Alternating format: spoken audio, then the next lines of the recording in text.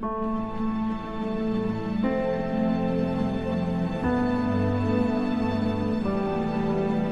sont les défis d'aujourd'hui? Dans les défis d'aujourd'hui, on voit la presse tous les jours, hein, on dit plein de choses. Et on n'est pas en 14, on n'est pas en 39, mais dans la presse, on dit qu'on est en guerre. On a une guerre d'une nature différente, mais on est dans un certain type de guerre. Alors bien entendu, tout le monde va penser au terrorisme, mais il n'y a pas que la guerre et le terrorisme, il y a les guerres dans la société. Nos valeurs, la croissance européenne arrêtée, le chômage, enfin, etc., etc. Le projet européen, qui est une grande bataille depuis longtemps, transposition d'un projet de 39 qu'on essaie de faire de la même manière dans son objectif final, mais selon des formes tout à fait différentes. Voilà un défi qui peut ressembler à tous ces défis qu'ont pu connaître nos parents. Et la société dans laquelle on est, il n'est pas nouveau qu'elle ait été challengée. Et pour les jeunes ou les moins jeunes, enfin de ma génération, on l'a déjà challengée en 68. Il y avait déjà un débat. Il y avait un débat sur la société de consommation. Est-on réellement sorti de ce débat? C'est pas sûr. Ce débat était aussi sur la recherche du sens. Mais plus gravement, notre société est aussi challengée par les sociétés émergentes. L'Afrique, la Chine, le Moyen-Orient. Et vu d'un peu loin, hein, ces différents pays qu'on a voulu éclairer à une époque pensent que notre société est marquée par quelques signes de décadence. Et ces signes de décadence peuvent probablement aussi choquer certains et entraîner certains vers des extrémismes. Des extrémismes aussi bien à l'intérieur de chez nous, en politique, on le voit, il suffit de regarder ce qui se passe avec les élections, ou un extrémisme à l'extérieur. Donc bien entendu, il faut lutter contre les extrémismes, mais on peut aussi se poser la question de la racine de cet extrémisme, et est-ce que dans notre comportement, il n'y a pas à modifier pour qu'effectivement on choque moins et on trouve un axe commun sur ces valeurs. Et donc quand on parle de valeurs, de quoi parle-t-on réellement? Et là encore, on va lire la presse, on va entendre plein de choses, et on va nous parler de la République, donc le front républicain, la laïcité, la liberté d'expression, l'égalité, des concepts. Et je pense qu'il faut réfléchir à sortir de ces concepts, parce que quand on interroge qu'est-ce qu'il y a derrière le sens de ces mots, forcément des définitions qui sont différentes. Et à ces concepts, je poserai un certain nombre de comportements. Il y a l'intérêt général par rapport à l'intérêt particulier, il y a la responsabilité individuelle, la responsabilité institutionnelle, la responsabilité collective, le respect de l'autre ou d'autres systèmes de valeurs, retrouver la valeur du temps. On est dans une société où il y a un grand conflit entre le court terme et le long terme. Dans mon métier de la place financière, le grand motto aujourd'hui, c'est l'investissement long terme. Mais on gère plutôt les choses en temps réel, en regardant l'évolution du cours de la bourse intraday. Et dans ces valeurs, il y a aussi toutes ces questions de l'image que l'on donne par rapport au fond des choses. Il y a les questions de discipline et d'obéissance. Souvent mal compris par les jeunes d'aujourd'hui d'ailleurs. Donc, quand on regarde un peu plus loin et quand on voit l'évolution du monde, ce monde qui était un peu unipolaire, drivé par la culture occidentale, portée par les Américains, et il y a déjà une petite différence d'ailleurs entre l'occidental tel qu'on le voit et l'américain, donc là il y a déjà des valeurs qui sont différentes, mais quand on regarde un peu plus loin vers ce monde multipolaire, avec la Chine, l'Inde, bientôt l'Afrique, on s'aperçoit que derrière la gouvernance du monde, on n'a pas exactement toutes les mêmes valeurs. Et donc cette convergence qu'il y aura inéluctablement, la question qui se pose est de savoir quelles sont les valeurs vers lesquelles on va converger. La place de l'homme en Chine n'est pas exactement la même que la place de l'homme dans notre culture. Et donc dans ce cas-là, s'il y a besoin de convergence, et si on pense que les valeurs qui ont nourri ces civilisations depuis plus de 2000 ans ont encore un sens et une raison d'être, la question se pose, quelles sont les conditions pour que nous soyons encore en situation de pouvoir les porter et de pouvoir inspirer d'autres sociétés à partir de ces mêmes valeurs. Donc ça, c'est la question du débat et du défi que nous avons aujourd'hui. Et sur cette base, c'est de se dire les racines de ces valeurs, l'histoire, est-ce que l'histoire c'est un rétroviseur ou un phare pour regarder devant? Et donc, si c'est un phare pour regarder devant, il faut regarder juste derrière nous, et derrière nous, c'est nos parents. Et donc, la genèse de ce livre, ça a commencé par la mort de mon père.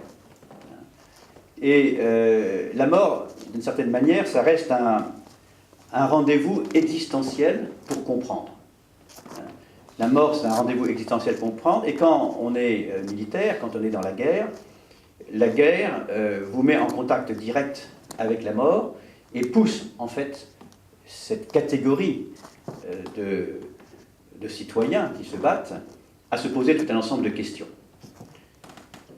Donc, quand on est confronté à la mort, on se pose forcément ces questions, c'est-à-dire qu'était vraiment hier? Qu'était la vraie histoire des hommes, pas forcément l'histoire officielle?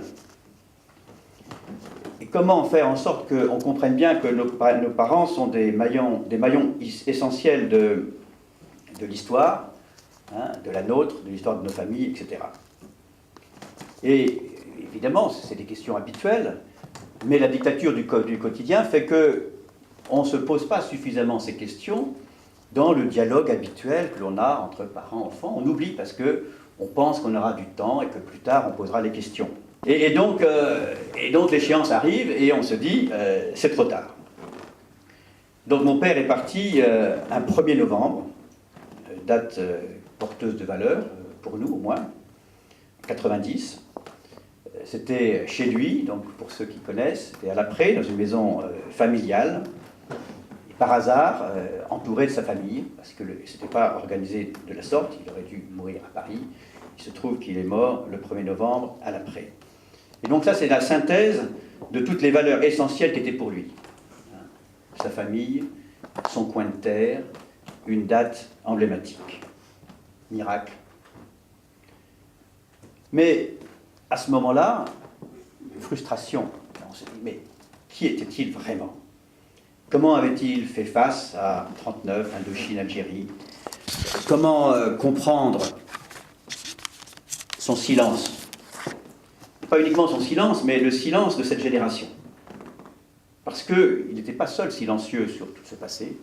Quand vous regardez autour de vous-même, toute cette génération des années 20 parle peu. Et que voulait dire héroïsme pour ceux qui restaient vivants après la guerre? Comment comprendre cette bataille au front et le compromis avec la vie à l'arrière, c'est-à-dire toute la société pour laquelle on se bat? Et donc, avec mon père, on avait juste oublié d'en parler. Et ça me faisait penser à la fable de La Fontaine du laboureur, hein, le trésor enfoui. Et je m'étais dit que le silence était peut-être aussi un trésor, et que ce silence était effectivement un trésor à partir duquel il fallait chercher et creuser. Et donc là, il se trouve que par hasard, on a trouvé des notes, des papiers, des lettres. Et je me suis mis en chasse d'interviewer tous ses copains, tous les autres camarades de promotion ou autres, pour justement comprendre, hein, et rechercher un peu la clé de cette génération discrète. Et j'ai trouvé un certain nombre de réponses à cette question, et c'est ce qui a donné un peu le titre de ce livre, Héroïsme discret d'une époque. Ils ne sont pas morts au combat, ils ont souvent été blessés, ils ont été silencieux, discrets, l'héroïsme était naturel pour eux, Et ça ne reflète pas uniquement un individu ou une classe d'individus, mais une classe d'hommes et une époque. Donc c'est ça qu'on a essayé de vouloir, à travers ce livre, porter comme témoignage. Alors, les valeurs d'hier. Revenons donc au sujet. Il y a eu la formation de ces valeurs, c'est la jeunesse. Ensuite, il y a les valeurs en action, la guerre. Et puis, la frustration autour de ces valeurs, c'est-à-dire le gap entre cet idéal et la vie quotidienne. La valeur confrontée à la société. Donc, la formation de ces valeurs, ça c'est classique. Mon père venait d'une famille classique, racine familiale, provinciale, Saint-Omer, dans le Pas-de-Calais. Mais très vite, dans la première partie de sa vie, il était marqué par une certaine intimité avec sa mère belge. Et quand on regarde un peu toutes ces petites notes, quand il avait 12 ans, 13 ans, 15 ans, il y avait une intensité de relations avec des amis, des camps scouts, des aventures, un peu comme on lit dans tous les films de cette époque-là. Et ça existe toujours, mais ça avait probablement une autre saveur à cette époque-là. Et là, ça forgeait cette espèce de réseau d'amitié, de cousinage terrien, de bon sens, de vie provinciale. Et donc, dans cette intimité avec sa mère, je ne vais pas vous lire cette lettre, mais ma grand-mère écrivait à son père et se remémorait la naissance de mon père. Il disait, il y a 28 ans déjà, ce précieux bébé devait faire notre bonheur. Bon, mais je ne dis pas le reste. Donc il était né à Bruges le 13 octobre 1920. Et plusieurs fois dans tous ces petits carnets, il répétait « Maman est si bonne ». Et à travers sa mère et ce réseau d'amitié, très tôt, c'était le scoutisme, etc., il y avait une recherche profonde d'un idéal universel, une recherche d'absolu, une recherche d'amitié, de camaraderie. Camaraderie est un mot qui passait un peu obsolète, mais c'était un mot qui était très fort à cette époque-là. Il avait un père, militaire, cavalier, qui avait fait toute la guerre de 14, qui était reparti en 40, à 53 ans, plus distant. À la fin, il était sourd, donc il était un peu en sa bulle. Mais il était admiré. Donc Robert est mobilisé en septembre, à 53 ans. Et papa note dans son papier, dans son carnet, je conduis papa à Hasbrook, petite gare locale. Et donc 39, sa vocation militaire s'impose. Il écrit, l'année prochaine, je rentrerai à Saint-Cyr. C'était Ginette, comme tout le monde.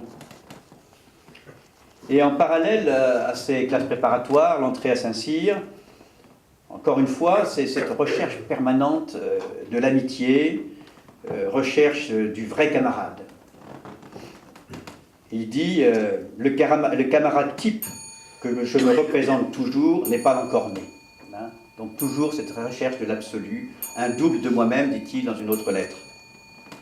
Et d'ailleurs, dans cette autre lettre, il dit, ce double de moi-même, je ne le trouve pas, et enfin, c'est peut-être dans la camaraderie avec mon père que je retrouve cela. Donc, il passe ses examens de cire en mai 40, je ne sais pas si vous voyez le contexte. Il revient à l'après le 20 mai, c'est l'exode, sa famille s'en part. Le 22 mai, son père est fait prisonnier. Et le 17 juin, il écrit « Effroyable, tout est perdu, pays, famille, carrière ». Le 18 juin, la guerre est finie, quelle honte. Le 28, il dit « L'Angleterre vaincra, notre seul espoir ». Et puis il reçoit, le 21 juillet, une lettre de son père, et ils sont heureux, il est vivant. Le 21 août, l'après est occupé et la famille, doucement, fait des pérégrinations et arrive à Cannes. À ce moment-là, ils sont mobilisés, on est au cœur d'une capitulation, et il y a une prophétie de saint Odile qui est un espèce de pamphlet qui circule, que lui tape à la machine et il ajoute son nom, hein, où c'est vraiment la mobilisation contre l'allemand. Et dans ce pamphlet, il est écrit la Germanie sera appelée la nation la plus belliqueuse. Et quelque part ailleurs dans ce pamphlet, il est marqué Lutèce sera sauvée. 1er décembre, messe à 8h, matinée calme. À 3h de l'après-midi, coup de téléphone de Vichy, je suis reçu 9e à Saint-Cyr. Une nouvelle vie commence, est-ce bien vrai? Depuis 6 mois que j'attendais, quel beau jour. Et donc, cette nouvelle journée arrive, cette nouvelle vie arrive. Bien entendu, Saint-Cyr n'est plus là où c'était. Hein. Saint-Cyr est à Aix-en-Provence, c'est agréable. Et on commence une formation militaire. Et dans cette formation militaire, il ne s'agit pas uniquement de chercher un camarade, mais c'est de chercher un modèle. Hein, de chercher dans les instructeurs quel est ce chef qui sera vraiment un modèle pour moi. Donc, 17 décembre 40, Saint-Cyr. Et il y a toutes des notations, etc. Et là, dans une de ces notes, ils disent « Ils m'ont trouvé avoir de l'autorité ». Alors, ceux qui connaissent mon père doivent être étonnés. Et ils m'ont trouvé avoir trouvé de l'autorité. Et ils commentent, c'est amusant, le fait de m'être toujours imposé à François, Pierre, aux cousins et à toute la famille, y est pour une grande part.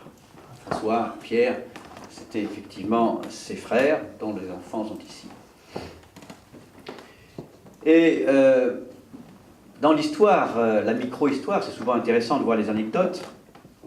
Le 23 juillet 1941, une réunion présidée par le maréchal Pétain. Sa promotion s'appelait maréchal Pétain. Et Pétain leur passe un message, après avoir fait partir les autres autorités et la presse, et il leur dit « L'ennemi reste l'allemand, les futurs officiers doivent s'organiser pour la revanche. » Donc voilà la mission qu'ils ont reçue et la mission qu'ils ont essayé de mettre en œuvre. 21 juillet, son père est libéré. Il rentre à l'après en septembre. Et mon père note « Le premier de nous rapatrié dans ce pays qui ne nous convient pas au fond, car trop mou. » Donc ensuite, il poursuit sa formation, il rentre à l'escadron de cavalerie, hein, avec 28 autres camarades. Et comme modèle, il réfléchit à tous ces autres hommes plus âgés, ces gens de 27 ans, 30 ans, beaucoup plus âgés. Et il dit déjà, à leur place, je n'agirai pas de la même façon. Il est temps maintenant que j'arrive à leur place. Quel modèle? Peut-être arriverai-je à me définir les principes de vie que je cherche. Et il réfléchit à un modèle, son chef Langlade, général de Langlade, qui n'était pas encore général. Hein, et c'est quelqu'un qui est capable de ne pas avoir la vision du règlement comme un absolu, mais priorité au bon sens. Aussi, c'est d'avoir le sens critique et le sens du management, voir les défauts des autres et les dire sans froisser. Il parle de Galbert, général de Galbert, bien connu, esprit élevé, son règlement est vécu, chaque détail a sa raison d'être, il faut savoir l'expliquer. Et puis il fait ses commentaires sur sa société, sur son époque. Et il dit « Notre époque manque d'idéal. Le français, trop souvent, confond idéal et utopie. » Il dit, dans la définition de l'officier, C'est une tradition spirituelle léguée par un ancêtre qui revit en nous, par un père qui a su marquer son fils de son idéal. Par ailleurs, l'idée c'est de sortir de trop de pudeur qui fait des officiers des marchands de sciences militaires. Donc l'idéal, qui est un grand sujet, il essaye encore de creuser, de définir, et il dit l'idéal, ce vers quoi je tends de tout mon être, avoir un but, se forcer à y arriver. Et tout ça, c'est dans le travail et la méditation. Replacer ces activités fragmentaires dans le cadre de vie. Vie religieuse, vie intellectuelle, pourront se compénétrer. Alors tout ça est aussi imprégné du sens de la terre. Il revient à l'après, pour Pâques, en permission, 42. Je rentre de la gare de Wardrek. Alors je vais vous lire ça parce que je n'ai pas copié.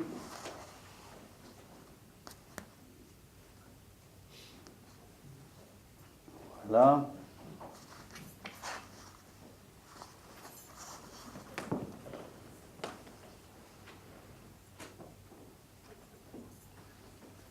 Je rentre à la gare de Wardrek, c'est la petite gare qui est à côté de la maison, traînant ma valise. Arrivé en haut de la côte, je m'arrête et regarde cette plaine avec les arbres de l'après, Roquetoire, le clocher de Kiested, quelques bois plus loin. Pendant presque 2 ans, j'ai tant désiré ce moment. C'est une prise de possession sur ce territoire. Horizon connu, terre longtemps foulée, paysans fiers de leur travail. Donc la terre est un élément fondamental de cette recherche d'idéal.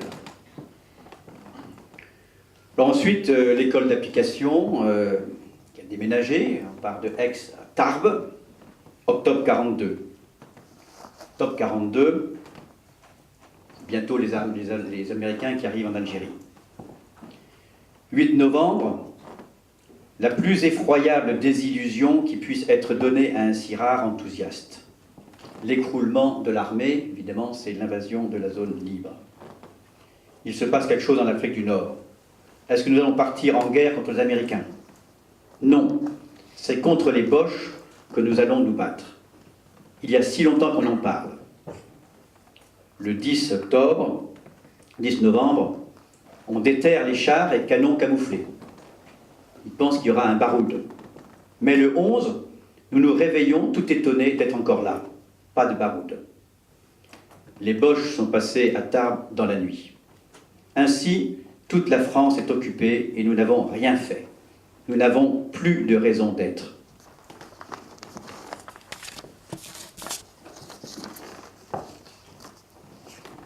C'est fini. Pauvres soldats que des chefs craintifs ont jugés incapables de se battre. Armés d'armistice, armés de service d'ordre, ne sommes-nous donc bons qu'à cela? Entre nous, les camarades, il n'est plus question que de s'enfuir. Enfin, nous sommes autorisés à sortir en ville. Mais comment affronter le regard des civils? Triste service, un service vide de sens sur des chevaux impersonnels de l'école. Tout est vide et vain, nous avons honte de ces attributs que nous portions fièrement. Enfin, c'est la reddition. Ils mettent tout leur armement sur des tas, leurs fusils. Effondrement. Les Allemands nous craignent si peu et nous méprisent tant qu'il leur suffit de dire que le travail est terminé. J'avais des chefs en qui je croyais, ils sont des civils qui ne savent même pas nous conseiller. Heureusement, l'escadron est là, cette camaraderie est la seule chose qui nous reste de notre grand idéal militaire. Donc à partir de là, c'est la préparation de l'évasion. Et aujourd'hui, ça paraît simple, il suffisait de prendre un billet d'avion et aller à Londres. La réalité était plus complexe. Et donc après ces semaines de recherche, il se retrouve avec un de ses copains, Noël. Quelle triste nuit de Noël passée à deux, éreintés, tourmentés, incapables de juger si notre décision est bonne ou mauvaise, ne trouvant autour de nous que des opposants. L'évasion, en nous engageant dans cette voie, nous deviendrons des aventuriers, reniés par l'armée et encore inconnus de la France libre. Si près du but, nous avons peur. Peur de faire une bêtise, faute de certitude suffisante, peur de l'échec, ce qui exige de nous un moral sans faille, un effort terrible. Et donc pour se ressourcer, il va passer quelques jours à l'après, qui était un exploit, puisque il fallait sortir de la zone libre, aller dans la zone occupée, et il y avait quand même 3 France, et la zone nord était régie par les Allemands en direct. Donc c'était 3 frontières. Et là aussi, après ces quelques jours à l'après,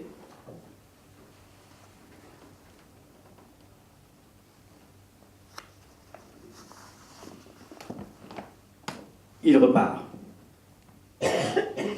Je sens partout la compassion pour la pauvre armée trahie, partout la haine contre Laval et les Boches, partout le peuple courbant le dos sous les tourmentes, mais décidé à réagir le moment venu.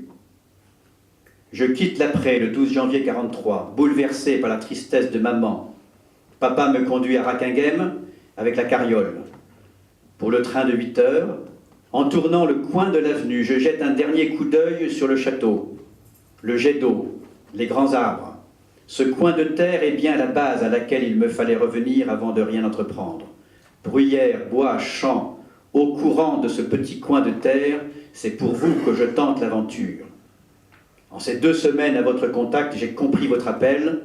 Vieux fond de haine, vous renaissez devant ces lieux profanés. Heureux l'homme libre qui, lasse de subir, prend en main sa destinée et par-delà tous les obstacles, voit naître, bien faible encore, l'espoir d'une libération à laquelle il aura pu contribuer. Donc sur ces entrefaites, il part par les Pyrénées, Bidassoa, l'Espagne. 23 février 1943, hors d'haleine, les jambes tremblantes, nous sommes en Espagne, nous avons réussi, le Boche ne nous aura plus. Ensuite, c'est Madrid, jusqu'en avril. Ensuite, il y a eu un accord entre Franco et les Américains, et tous ces Français sont mis dans des trains et embarqués par le Portugal vers le Maroc. Là, passage en Algérie, constitution dans un régiment, constitution de la 2e DB, et son premier ami mort, Jean Bordeaux-Montrieux, l'ami inséparable. Je suis si seul. Mot poignant du colonel de Langlade, qui dit « Sa montée vers son idéal de soldat et de chrétien. L'individu a seul la responsabilité de son destin », dit-il à l'enterrement de Bordeaux-Montrieux. Donc en décembre 1943, enfin, il a son premier commandement, un peloton d'obusiers, qui va faire partie d'un peloton de protection de Leclerc, commandé par le général de Boissieu, enfin, capitaine de Boissieu à l'époque, et 3 autres lieutenants. Donc entraînement intensif. Leclerc veut arriver à faire de cette division, qui est faite de briques et de brocs, de gens qui venaient des premiers France Libre, qui venaient de l'armée d'Afrique, qui venaient de la France, etc., et de faire un ensemble cohérent. C'était difficile. Et Leclerc dit 44 sera décisif pour la victoire. 10 avril, embarquement pour l'Angleterre, et début de l'aventure, débarquement. Donc voilà les valeurs en action maintenant que la formation est là, on l'a compris, camaraderie, idéal, sens de la patrie.